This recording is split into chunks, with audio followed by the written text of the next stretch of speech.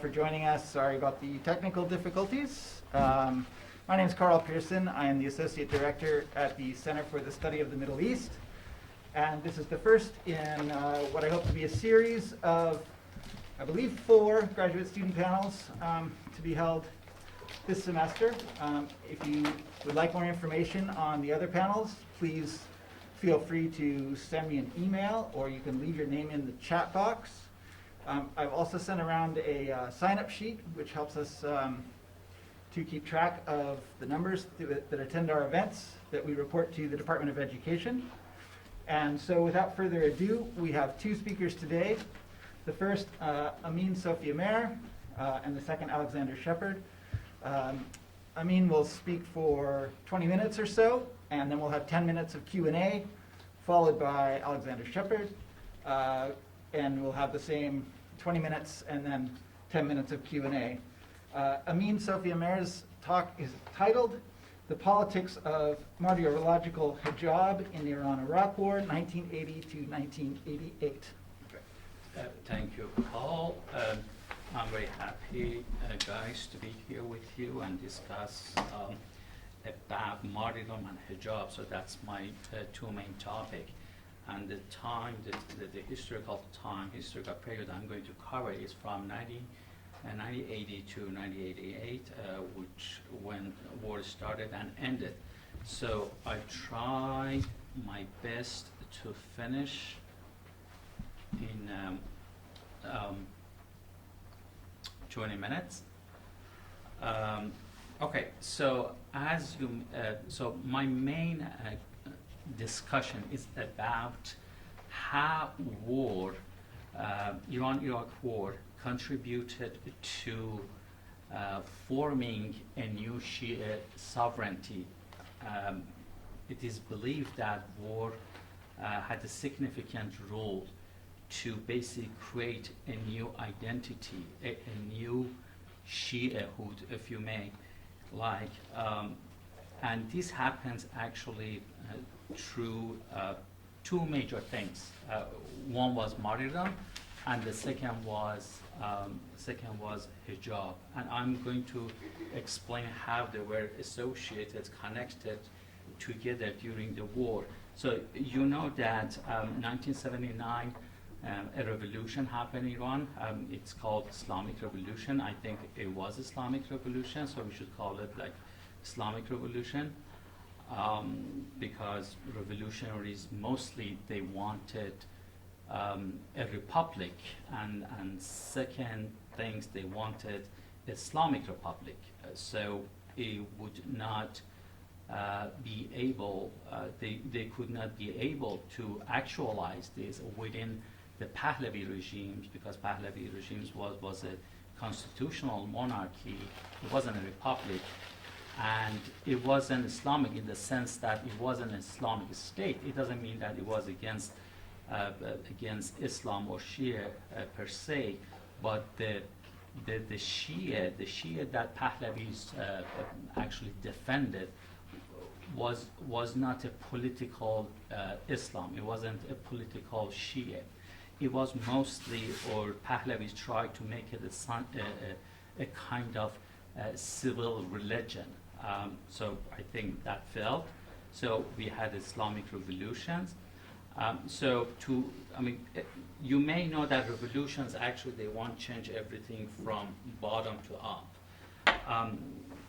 They have most of the time universal values, or they represent universal values, or they have messages for the whole humanities, not for French, not for Americans, not for Iranian, but they have a goal, they have a plan for whole humanity.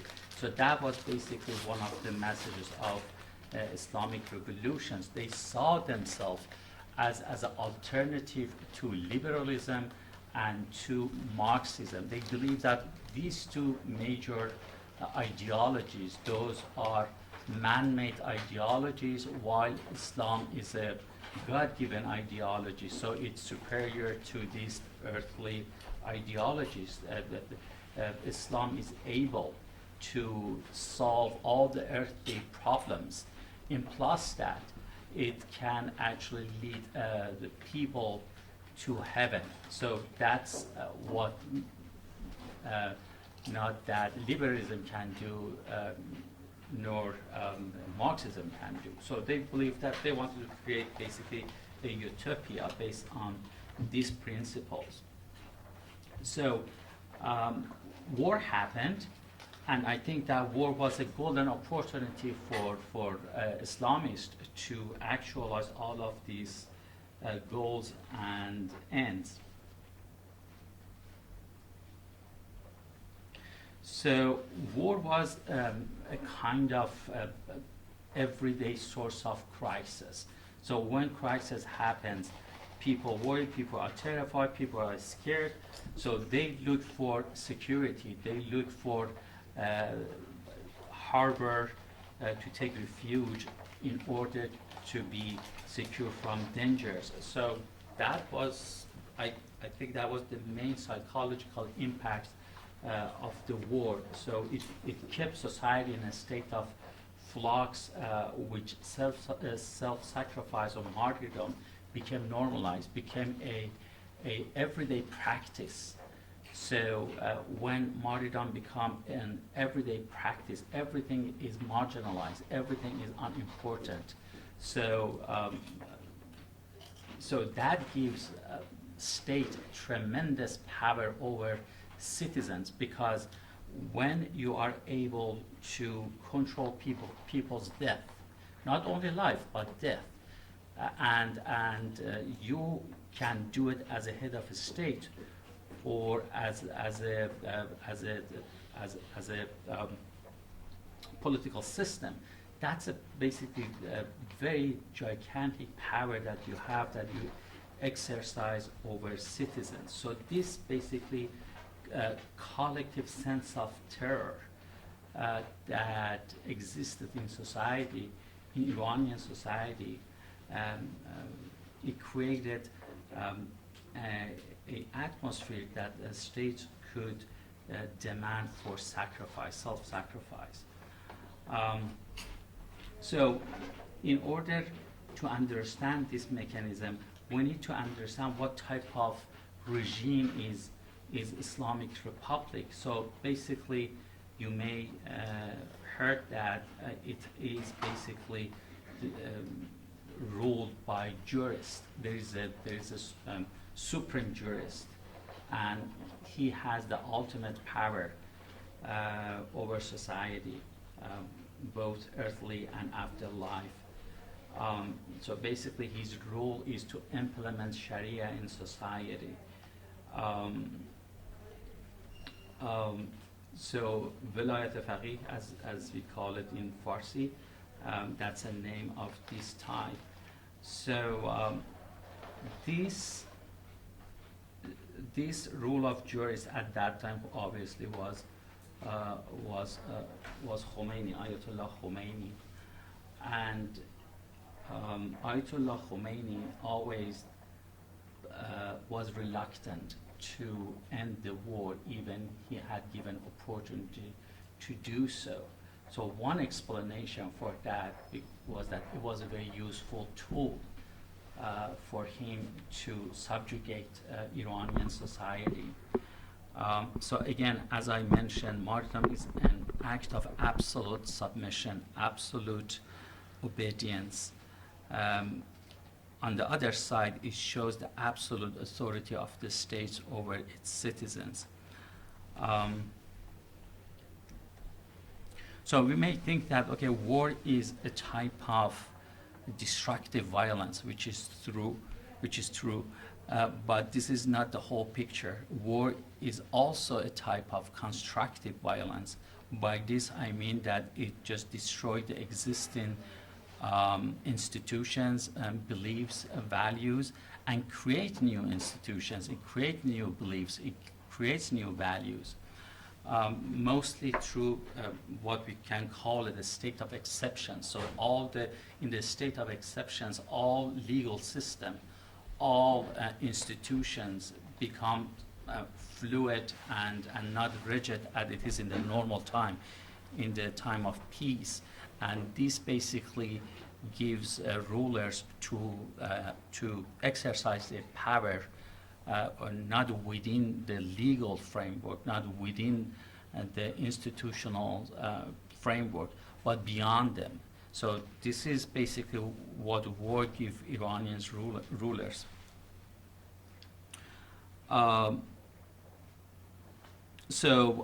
What I mean by martyrological,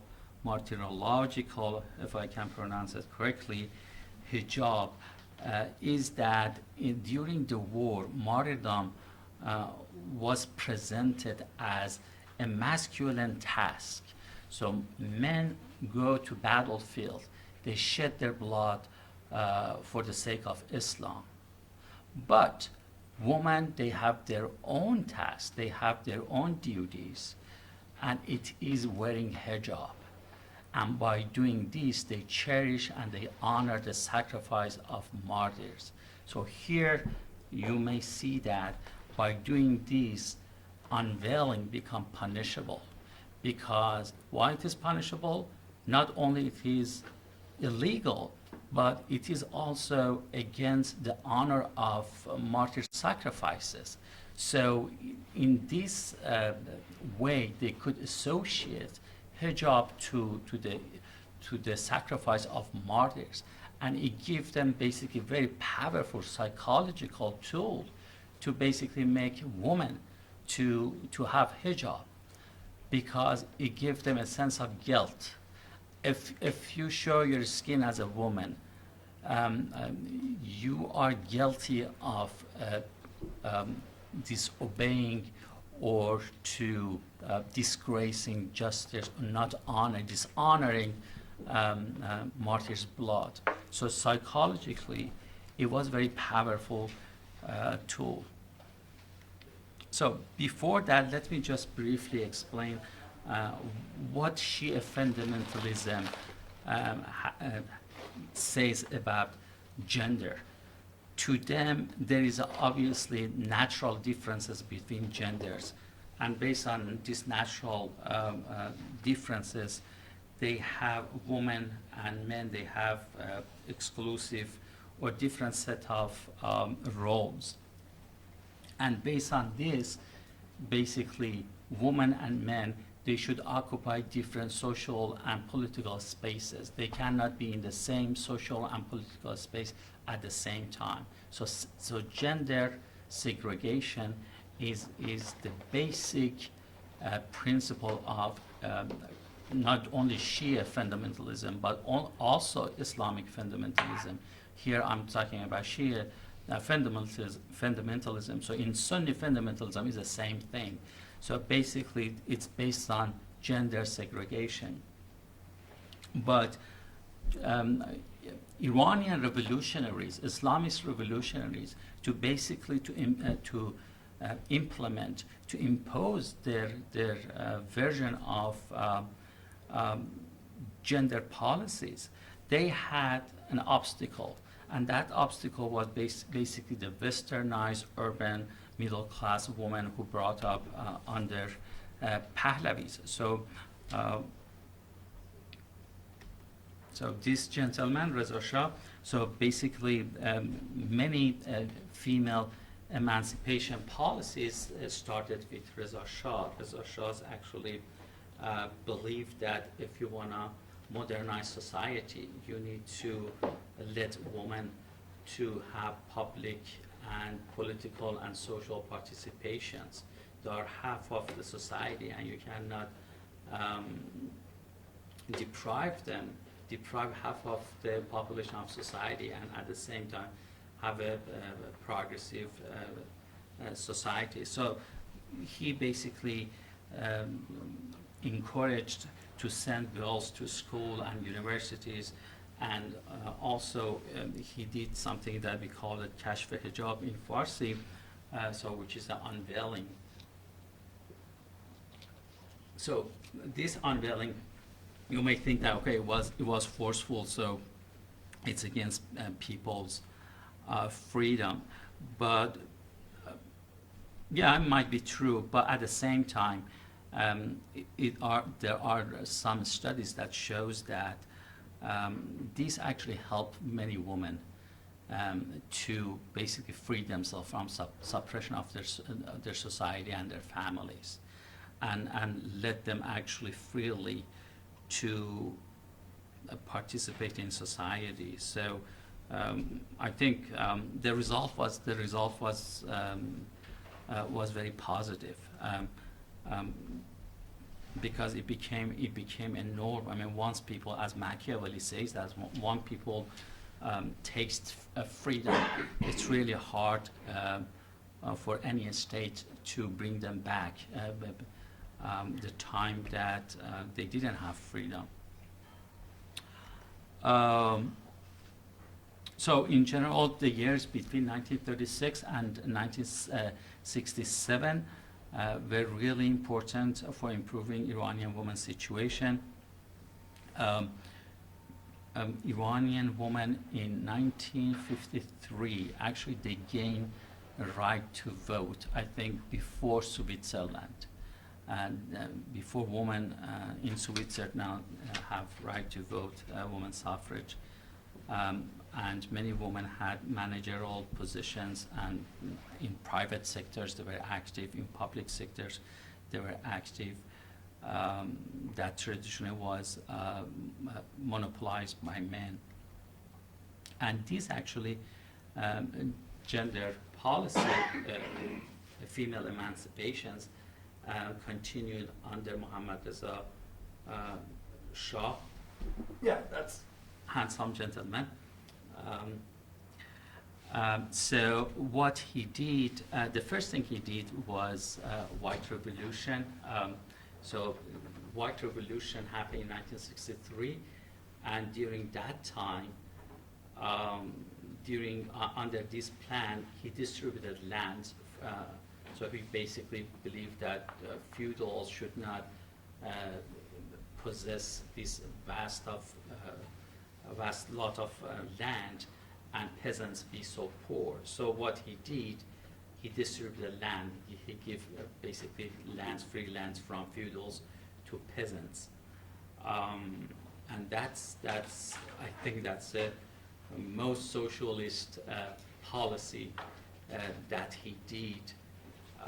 That shows that, or he wanted to show actually communists that you can be the head of the states at the same time be revolutionary, but not the red revolution. That's why he called it white revolution. You know, so it's bloodless. It's white. It's not bloody.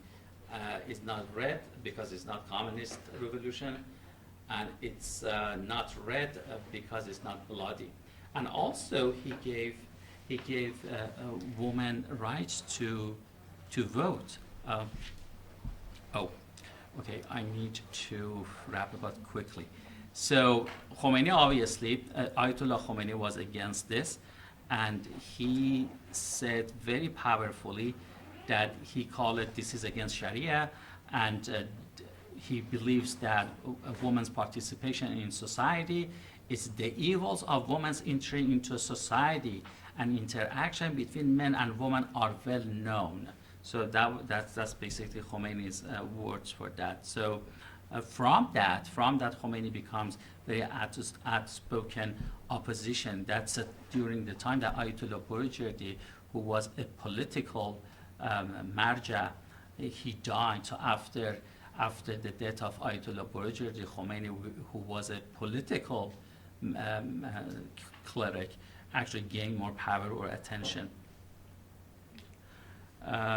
So I have to skip some of these in order to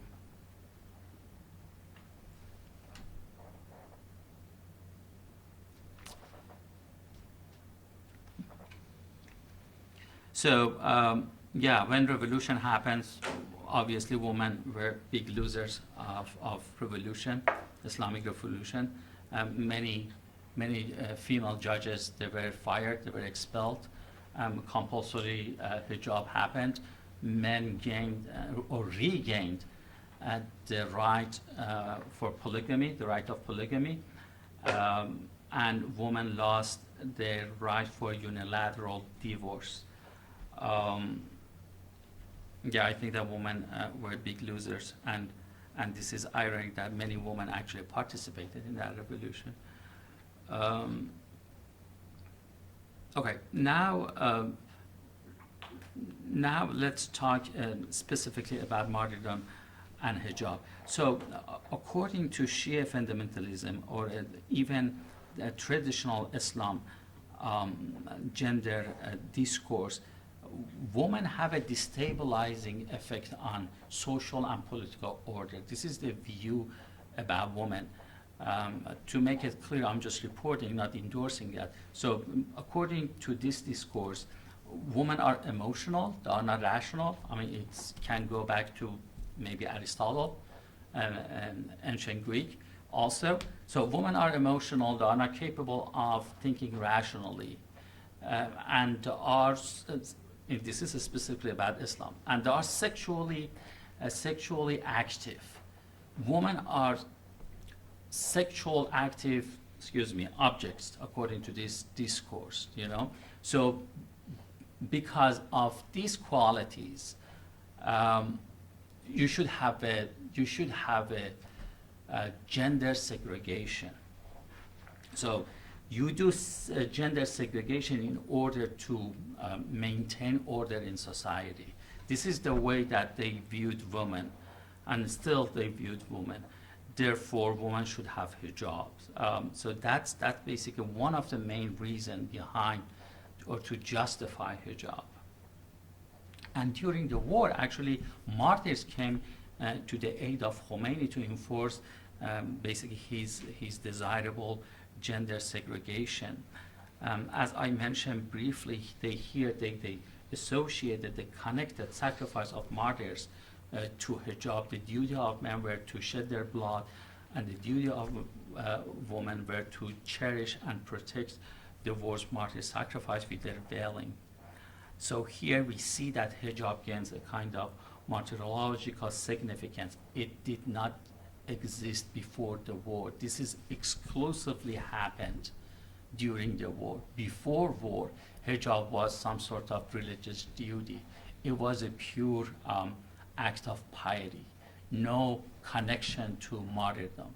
But it's only during Iran-Iraq war that hijab finds a kind of martyrological significance.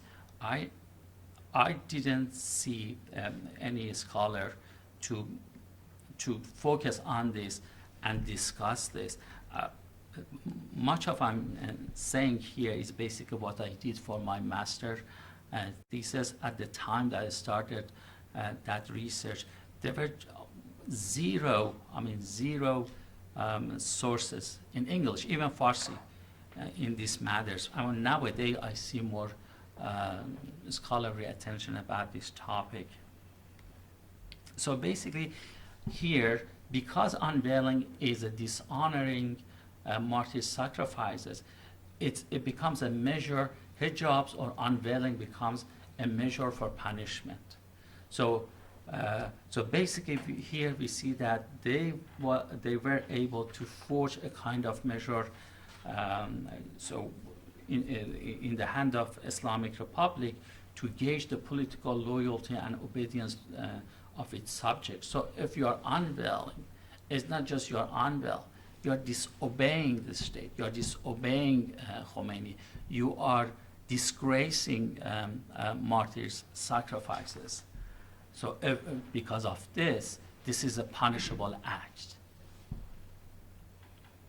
And of course they created a bureaucracy, apparatus of suppression to impose hijab on society, mostly through martyrs' blood. So, in this scheme, women become protector of martyrs' sacrifices.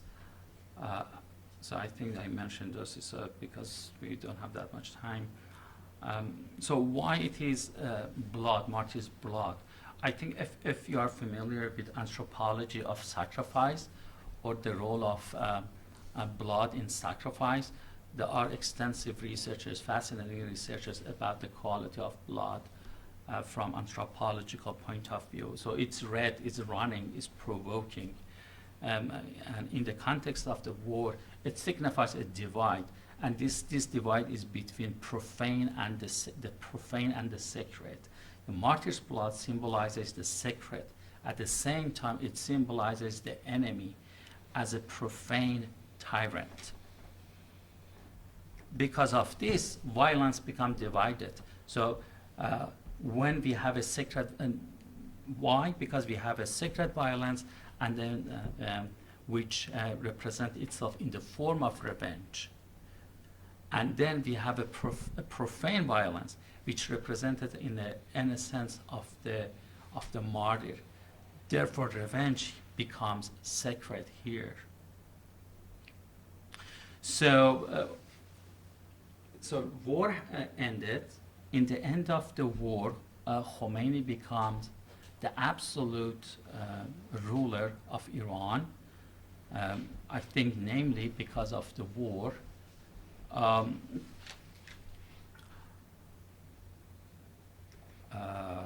Unfortunately, I don't have time to cover this. What I mean by associating martyrdom to hijab basically is very well presented in this painting. So if you see here, you see that this lady, obviously, she has a black chador, that's head to toe, black covering. And here, that's a body of martyrs, she's holding it. And you see that's a tulip shape, which represents martyrdom in Iranian symbolism. And here you see the profane violence. They are just martyrs, they are red, they are hanged by, I can imagine, by the enemy. And here you see the fetus, and you see the progress. You see the progress. They go, they become warriors. So that's a rule of women, and they actually lose their life, and women protect them, and all this is protected by some sacred. I think that's Imam, the hidden Imam, the 12th Imam that he's going to return in the end of time. That's a significance, actually, shift in Shia theology, because revenge in Shia theology, so revenge is related to Imam Hussein, the third Imam martyrdoms, who Yazid, actually one of the Umayyads rulers, Shia believed killed.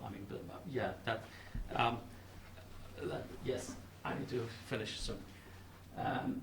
But the revenge against Yazid in traditional Shiism is the exclusive duty of the hidden Imam when he returns to the world.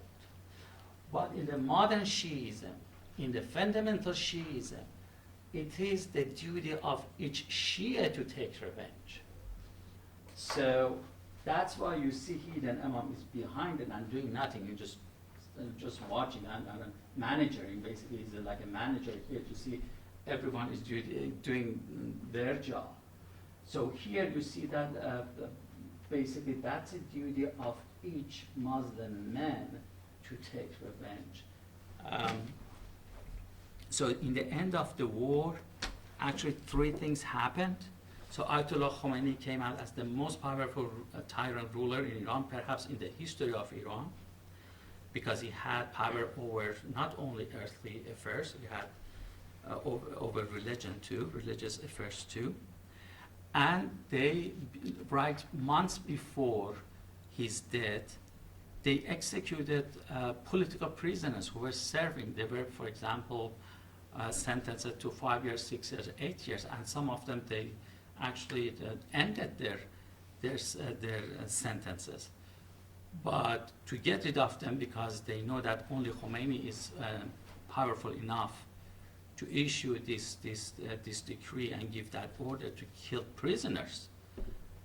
So they did that, and they changed the constitution and made Khomeini as a they made the rule of jurist, not just the rule of jurist, but the absolute rule of jurist. And that's why Khomeini said that the war is a divine boon. And I'm sure that was a divine boon for him. Sorry if I Thank you.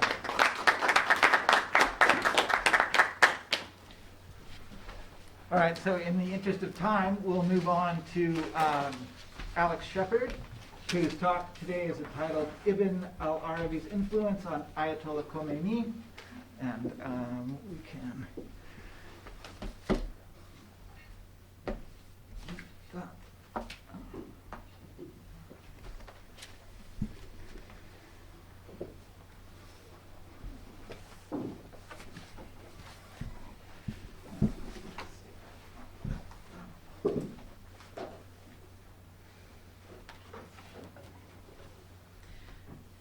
If you start speaking, I think your picture will appear up there. I'll find out here in a moment.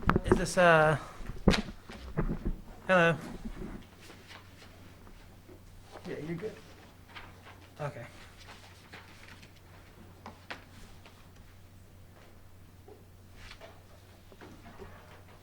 All right, well, hello, everyone, and thank you for the Center for the Study of the Middle East for hosting me and Mr. Amin and Sophiamehr.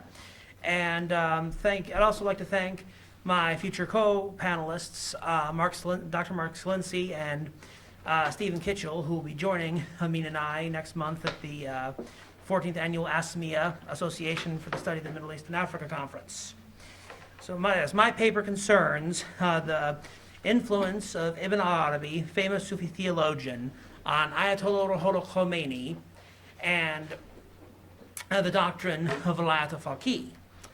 The foundational philosophy of the Islamic Republic of Iran is, in Arabic and Farsi terminology, Vilayat al-Faqih, or in English terminology, guardianship of the jurist. Some individuals, both within the Shiite scholarly world and in Western academia, rigorously insist that Shiite Islam, the roots of Shiism, or the roots of Vilayat al-Faqih, is in Shiite primary hadith books itself. And such a view is espoused by many Shiite clerics who support the current regime of Ayatollah Khamenei, the successor of Ayatollah Khomeini. However, there many dissenting clerics within the Shiite world, and indeed many Western academics, dispute the origins of Vilayat al-Faqih in Shiite Islam and instead argue for other sources. Similarly, Khomeini was well known to have written on numerous subjects, including, in addition to his numerous political writings, Khomeini also wrote treatises on metaphysics and philosophy, and he also wrote very detailed mystical poetry. And like puzzle pieces, scholars of the field appear to be uncertain as to how all these certain pieces fit together. So the goal of this paper is to show how a detailed analysis of Khomeini's political philosophy, theology, and mystical poetry will show how his prime influence is truly from Sufism, primarily from Ibn al-Arabi, and not from within Orthodox Twelver Shiism. And Khomeini's works on numerous subjects all share this common theme. Now, before we get into the mysticism of the Sufi influences over Khomeini himself, it's important to give a very brief background into both Shia Islam as well as Sufism. Now, the Khomeini's sect, the largest sect within Shiite Islam, and indeed the second largest sect of Islam, Twelver Shiite Islam, believes that after the Prophet Muhammad's death, he was succeeded in both religious and political authority by 12 successors, referred to as the 12 Imams. The Prophet Muhammad, the 12 Imams, as well as the Prophet Muhammad's daughter Fatima, collectively are known as the 14 Infallibles. They are described as being made out of God's light. God created them before he created anything else. They serve as the bridge between God and creation. And God created the earth specifically for their inhabitation. Additionally, Shia hadith books and theological books ascribe many miracle stories to the 12 Imams and the 14 Infallibles. And now, on the other hand, Sufism as a concept has been very difficult to define. while it has often in the past been labeled as a sect within Islam, most modern scholars, and indeed most practitioners of Sufism themselves, generally object to this classification. Instead, Sufism is generally seen as a mystical science within Islam, akin to other legitimate Islamic sciences. Namely, Sufism is a science of inner self-purification and the pursuit of godly knowledge. Knowledge directly from the divine presence itself. The Sufi, or as he is also known, is believed to have ascended through multiple higher states of being and achieved a state of annihilation in the face of God himself. And this spiritual ascension through these heavenly spheres is often symbolized as a journey through the Ptolemaic and the Aristotelian geocentric cosmological model, with the Sufi discussing so just someone says they can't understand what I'm saying with my mask on, so I'm just going to take my mask off. And hopefully this is better. So in the Ptolemaic and in the, so the Sufi ascends through the geocentric cosmology of Ptolemy and Aristotle, and finally attains a state of supreme annihilation in the face of God. And titles, and the Sufi is generally referred to as a wali, or which means friend, specifically friend of God, or also a term popular for the Sufi who has attained this state of spiritual enlightenment is the term al-insan al-kamil, or universal man. And what's of particular interest to Sufi theology and mysticism is the concept of jihad al-akbar, or the greatest struggle, which is referred to as a struggle within oneself to conquer the idols of one's heart. Now, additionally, and so one of the most famous Sufi theologians was a writer named Ibn al-Arabi, who helped popularize this concept of al-insan al-kamil, and within his voluminous writings, namely Futuhat al-Makkiyah, the Meccan Revelations, as well as Fusus al-Hakim, or the Bezels of Wisdom, he elaborates on the Sufi's journey, and he was also famous for developing a theory called Wahdat al-Wujud, or the unity of being, which states that God himself is the only thing which exists, and everything which exists is simply a manifestation of God's names. Ibn Arabi also tackled numerous theological problems. He advocated a separation between God's unknowable essence and God's knowable names, and emphasize how the Va'ali, who ascends and gains knowledge of these noble names, is the one who's given mastery of the universe. Now, additionally, there was a very rich tradition of Sufis, such as, especially in the Persian tradition, individuals such as Hafez and the Rumi and Omar Khayyam, who wrote very detailed poetry on their experience of God himself. Oftentimes, it's very common in Sufi literature to describe abandoning the mosques and the seminaries in favor of wine houses and brothels in order to seek spiritual sustenance. And this spiritual wine and this spiritual sin is symbolized in this higher mystical experience, and that ascending through these heavenly spheres and gaining direct knowledge of God himself is described as spiritual wine and spiritual bliss, which sounds sinful to the ordinary Muslim who has not attained these states of higher spiritual ascension. Now, within the history of Shiism, Sufism has long been very controversial. And there are even hadiths in Usul al-Kafi, the main Shia book of hadith, which allege that some of the later imams even warned their followers, saying Shiites do not have anything in common with Sufis. Shiites should not learn their religion from them. And many early writers and theologians within the history in Shiism, such as Ibn Babuya and al-Mufid, wrote polemics against Sufism.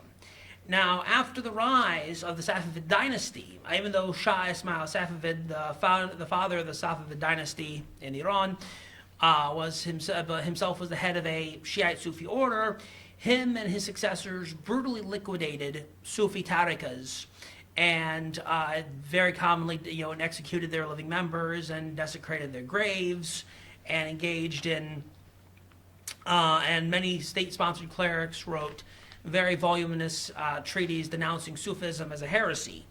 Now, on the other hand, as I was alluded to earlier, there's also been a rich tradition of Shiite-inspired Sufism. Most notably, Shiism inspired two prominent writers, Haydar Amali and Mullah Sodra. Specifically, Ibn Arabi deeply impressed Mullah Sodra, who was a very prominent Shiite theologian who famously helped synthesize the doctrines of Ibn Arabi with Neoplatonism and Orthodox Twelver Shiism. However, even Haydar Amali and Mullah Sodra held reservations about Ibn Arabi, and even many Shiite Sufis and mystics who were impressed by Mullah Sodra and Haydar Amali, they had themselves attacked Mullah Sodra for relying too heavily on the aforementioned Ibn al-Arabi. Now, with understanding these separations in mind, now it's important to turn to the main focus of this paper, which is Ayatollah Ruhollah Khomeini himself. Now, throughout his career, he was always known to have a deep fascination with mysticism, even from many of his earliest writings, such as one piece of writing called The Lamp of Viscrancy, which was written roughly when he was in his late 20s, all the way through something he wrote in his 80s, shortly before his death, when he wrote a letter to Soviet leader Gorbachev. Now, as we mentioned before, scholars of the field are unsure over how all pieces of the puzzle fit together. Now, by looking at four main samples of his writings, we can show how these all share the common theme of Ibn Arabi's influence, and really Khomeini trying to not only defend Ibn Arabi's theology, but also trying to make a real-world application out of Ibn Arabi's theology. Now, The Lamp of Viscrancy, which was, as said before, one of his earliest treatises, Khomeini specifically quotes Ibn Arabi from more than any other source, including the main Shiite hadith book, Usul al-Kafi. In The Lamp of Viscrancy, Khomeini specifically defends the doctrines of Watat al-Wujud. He specifically defends the doctrine of universal man, and he does not bother, as many other Shiites did, to differentiate between the Imam and the Wali. For one of the key defining features of Shiite mysticism and Shiite Sufism was the subordination of the Sufi and the Wali to the Imams, for all spiritual gnosis is directly at the feet of and inferior to the Imams and the 14 Infallibles themselves. However, Khomeini doesn't even bother in Lamp of Viscrancy to entertain that distinction. And his own, really what's most interesting about the Lamp of Viscrancy is whenever he's quoting Usul al-Kafi, the prime Shiite book of Hadith, is usually quotes from, most of the quotations are about God's attributes, and he doesn't really quote any hadiths which specifically deal with the ontological position of the Imams, although there is one important, interesting exemption. Towards the end of Lamp of Viscrancy, he does give a lengthy quote from Usul al-Kafi, which does describe the typical position of the Imams being the first of creation, and he says, well, this is a perspective, but then he goes on to reference another perspective where he says another mystical theory is what could be attributed to Shihabuddin al-Subahardi and Ibn Sina, of God emanating a proximate light, or God emanating a first intellect, and the universe being created through it. And at the end, he just doesn't seem to give preference to one position over the other. He basically leaves it up to, that he just says, well, this is one mystical perspective, this is another mystical perspective, and both are fine, when this is a clear departure from Shiite-inspired Sufism, for which, for even in Shiite Sufism and Shiite mysticism, the ontological positions and the supremacy of the Imams is non-negotiable. Now, that was one of his early writings, and scholars are very unclear over how to really handle that. And And Alexander Kanish, who wrote a very influential article about Khomeini's mysticism, sees it just as a typical kind of introductory text for one's academic career. However, in 3 of his later writings that we'll look at right now, he also extends his defenses of Ibn Arabi. Now, most notably in Jihad al-Akbar, which is a series of lectures he gave in Najaf when he was in exile, and in the 60s, much closer to when he assumed the title of Supreme Leader, even here, Khomeini also extends and defends Ibn Arabi's theories, and even the titles a throwback to the Sufi concept of the greatest jihad being against oneself. For Khomeini insists that right now Western greed and illiberalism are destroying Iran, and they're being aided by legalistic ulama who do not have a proper spiritual sustenance. They do not have a proper spiritual enlightenment, and only the scholar who has gained mystical knowledge is able to fight against this. Now, and also similarly, besides one reference to the 12th Imam, he doesn't really go in great detail to the doctrine of the Imamate. He simply, he alludes more prolifically to the concept of the Wali and the concept of the friend of God as the rightful leader without acknowledging a distinction.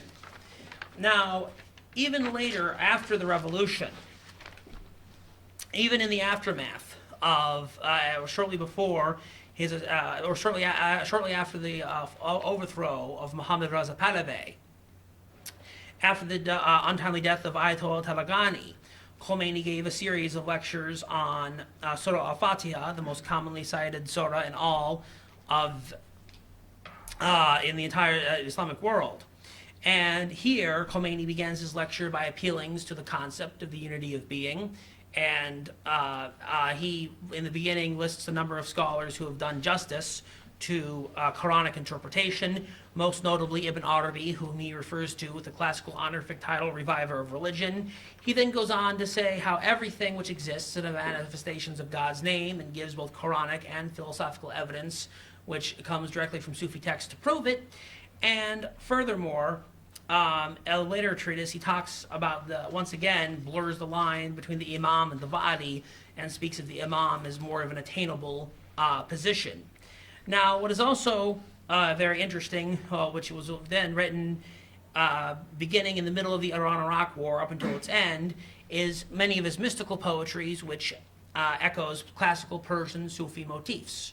For as referenced earlier, how it's very common for Sufis to write detailed mystical poetry which appears as heretical to the ordinary reader. However, in these poems which Khomeini wrote, and he wrote them as a request to his daughter-in-law, warning her of the perils which lay ahead in the mystical path. Even in these poems, there's 2 things which are of interest. Number one are his numerous references to wine and taverns, and I'll just read one, which has been translated by 2 prominent Khomeini scholars. Quote, "I am a hunter of taverns, don't ask me about the beloved. I am dumb, so from the dumb and distracted, don't ask for an oration. I am preoccupied with my blindness and wretchedness, so from the blind ask for sight and vision. I am drunk with the wine of thy love, so from such a drunkard, don't ask for sober counsel of man of the world." Now, furthermore, what's very interesting is that in other poems he praises Mansur al-Hallaj. Now, Mansur al-Hallaj was a famous Sufi who was executed for publicly proclaiming Ana al-Haq, or I am the truth. And he was executed under blasphemy charges under the allegation that he was claiming divinity, although Sufis commonly defended Mansur al-Hallaj for having gained a higher state of spiritual gnosis. Although even in the Shiite tradition, the aforementioned Ibn Babuya argued that there's no comparison, no similarity between the doctrines of the followers of Hallaj and the doctrines of Shiites. And Ibn Babuya says that all Shiites must distance themselves as far as they can from Hallaj. However, in other of his poems, Khomeini specifically praises Mansur al-Hallaj and asks God to make him like him. Such as, and quoting again, "My heart's love has brought the man's sword in me, from my quarters to ascend the scaffold. Your love has driven me from the seminary and from the circle of the Sufis, and made me a submissive slave of the wine cellar." Now, one of his last pieces of writing, and this is the last one I'll discuss because I'm at time's limit, was his letter to Soviet leader Gorbachev, written in 1989, around the time when the Soviet Union was collapsing. Khomeini writes to Gorbachev, and he essentially he addresses him respectfully as His Excellency, but he basically gloats about the defeat of communism and the ascension of the Islamic Republic of Iran and the world ascension of Islam in general. Although his advice to Gorbachev is, well, first he tries to prove the excuse me, the existence of God to Gorbachev, and he tries to prove the existence of God to Gorbachev using classical mystical arguments about the unity of being.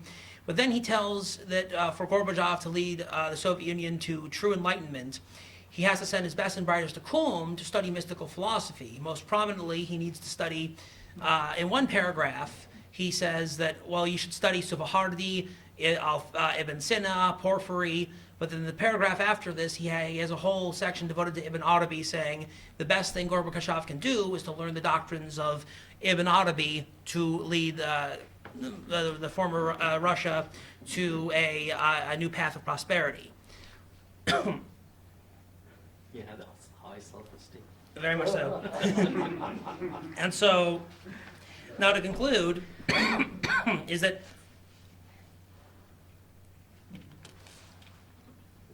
this talk is that the best way to interpret Walaya al-Faqih and all of Khomeini's writings is as an expression of Ibn Arabi's Akbarian philosophy.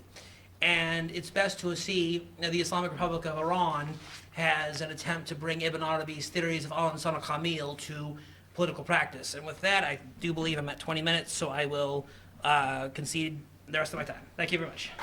Thank you. We do have a few minutes for questions, so please, if anyone has a question for either. Thank you.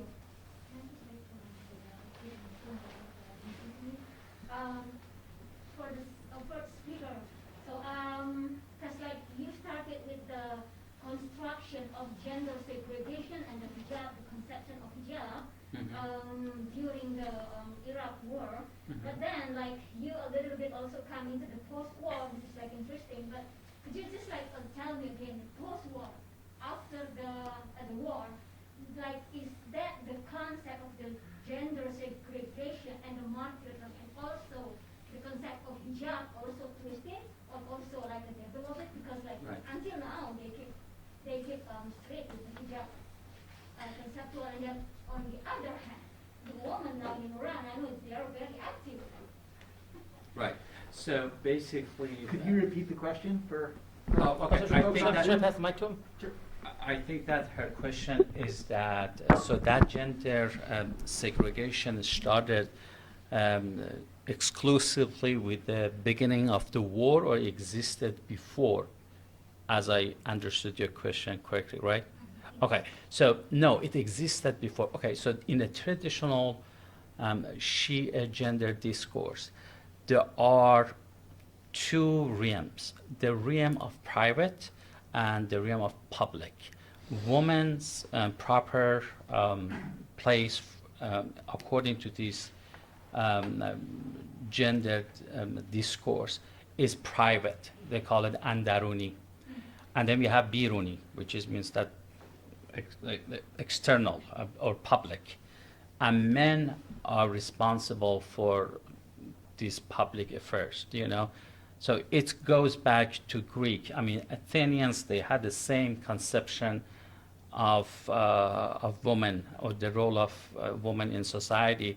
I remember I just always fascinated by Greek civilizations until I took a class about a woman in Athens, and then just my whole admiration actually collapsed. But still, I have a balanced view about it. Anyway, so it goes back. It's a very ancient idea about the role of woman. But in Shia fundamentalism, including Islamic fundamentalism, women can be in public sphere, but they cannot share the same social and political space with men. Therefore, they need to be segregated. For example, in Iran, buses are segregated. I mean, backside belongs to women, front to men. Women cannot become judges in Iran after revolution. It happened before revolution, they could. They cannot initiate divorce unless it's very bizarre situation. So all of this existed even before war. So compulsory draft happened 1 month after revolution, 1979. So that is the first policy that revolutionary Islamists implemented was compulsory hijab. So that's very telling. And immediate after that, men regained their right for polygamy. That's very telling too. This is before suppressing any opposition. So that's why it was so. Many people say that if another revolution happened in Iran, it would be woman revolution, it would be female revolutions, because Islamic Republic rested its powers on controlling women so much. If it loses its power over women, some people argue that it's going to lose its entire power over society. I think that's an exaggeration, but there is some truth to that.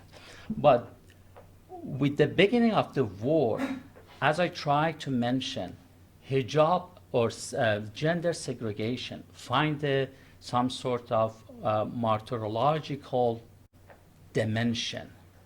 They use men sacrifices as a justification to impose guilt on women if they go unveiling. How that happen? They say that, look, there are men who shed their blood in battlefield. They sacrifice everything they have. It is very selfish of you for your personal pleasure. You show your skin. You know? So it wasn't just psychological. They created a whole political apparatus in order to impose the very same concept. I didn't have time to go through. But during the war, one of the powerful tools they used were martyr's will. So when Martyrs talks about his own sacrifices, you know? So in one of the recurring theme in Martyr's will is that they call woman, my sister, your blackness of your veil, chador, is more profound the redness of my blood. So that's the view they try to impose.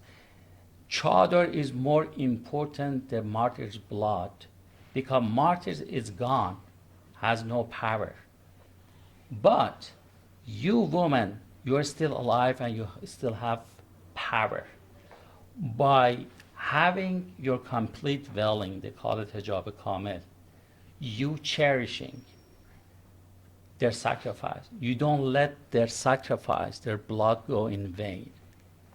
But if you do dishonor their sacrifice by your unveiling, their blood would go in vain. So that's basically they try to impose on society.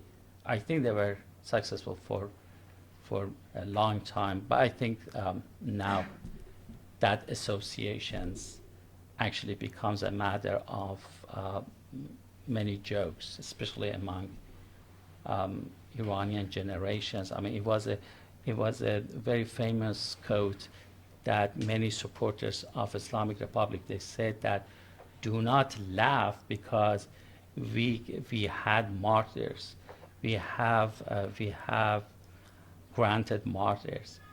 So even laughing considered as a public act, considered as an act of sin, because it would be selfish. It would be selfish if you laugh publicly, because we should mourn, not laugh because of martyrs. So they basically use martyrs as a kind of tool to control society. The deepest emotions in society were where actually they try to control through martyrs that sense of guilt, actually. Thanks, Amin. We have time for one more question, if there is one. Is it me? Okay. I mean, I'm sorry I came late, I was teaching. Of course. Thank you for the interesting talk. You showed us at least one example, the picture, visual picture that you described about this martyrological significance.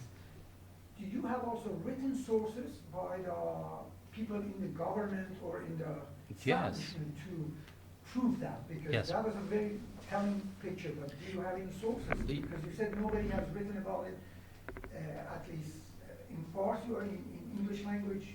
They In- haven't done any. In Farsi, it's written, but it's from the sympathetic point of view, you know. But in English, that was basically when I started to write about this topic. I was graduate student, master's student, and I wrote my thesis about this. And I could not find any sources in English. So all those sources that I could find are all belong to basically government propaganda, to basically propagate that the relevance of martyrdom to hijab.